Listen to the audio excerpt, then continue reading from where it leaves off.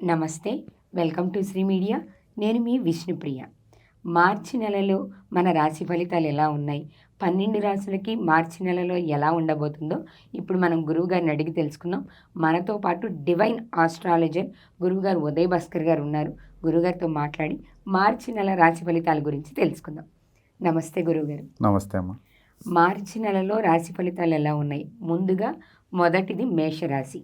మేషరాశి వారికి మార్చి నెలలో 1వ తారీఖు నుంచి 15వ తారీఖు వరకు ఎలా ఉందో ఒకసారి తెలుసుకున్నావు గురువుగారు. అలాగే తప్పకుండా మన డివైన్ ఆస్ట్రాలజీలో మార్చి నెలలో 1వ తారీఖు నుంచి 15వ తారీఖు వరకు మేషరాశిలో జన్మించిన వారికి ఎలా ఉంటుంది అనేది, ముఖ్యంగా ప్రస్తుతం ఎలక్షన్లు జరుగుతున్నాయి కనుక రాజకీయ నాయకులకి అశ్విని భరణి కృతికా నక్షత్రం 1వ పాదంలో జన్మించిన వారికి ఎలా ఉంటుంది అనేది తప్పకుండా తెలుసుకుందాం.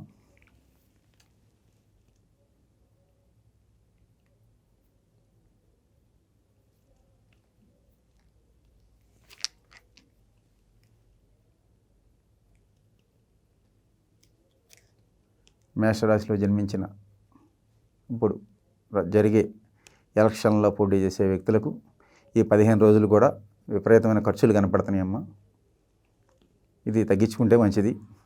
15 రోజులు జాగ్రత్తగా ఉంటే వాళ్ళు సేఫ్ సైడ్లో ఉంటారు. సో రాజకీయ నాయకులు ఖర్చు విషయంలో జాగ్రత్తగా ఉండాలని, ఖర్చు పెట్టేటప్పుడు వాళ్ళు కూడా ఒక క్షణం ఆలోచించుకోవాలి, చేయాలి. చేయకపోతే జలగల్లాగా పిక్కుని తినేస్తారు. సామాన్యుల విషయానికి వస్తే వాళ్ళకి ఆర్థిక పరంగాను, మేషరాశిలో పుట్టిన వాళ్ళ ఆర్థికము, విద్య ఇవన్నీ ఎలా ఉన్నాయి గురుగారు?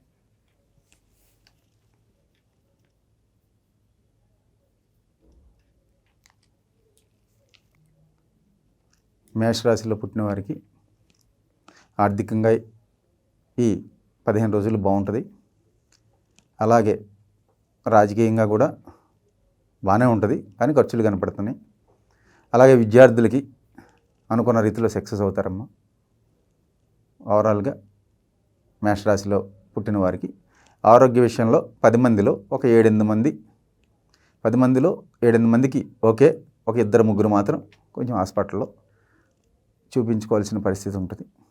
అంతేగాని మిగతా వాళ్ళందరికీ 78% హెల్త్ రీత్యా కూడా బాగుంటుంది. దానికి ఏమన్నా జాగ్రత్తలు తీసుకోవడం ఉంటుందా గురుగారు ఈ రాశివారు? ఈ మేషరాశి వారు అంటే జాగ్రత్తలు అంటే ఈ ఆరోగ్యపరంగా అయితే ఆదిత్య హృదయం పారాయణం చేసుకోవడం మంచిదమ్మా. ధన్యవాదాలు.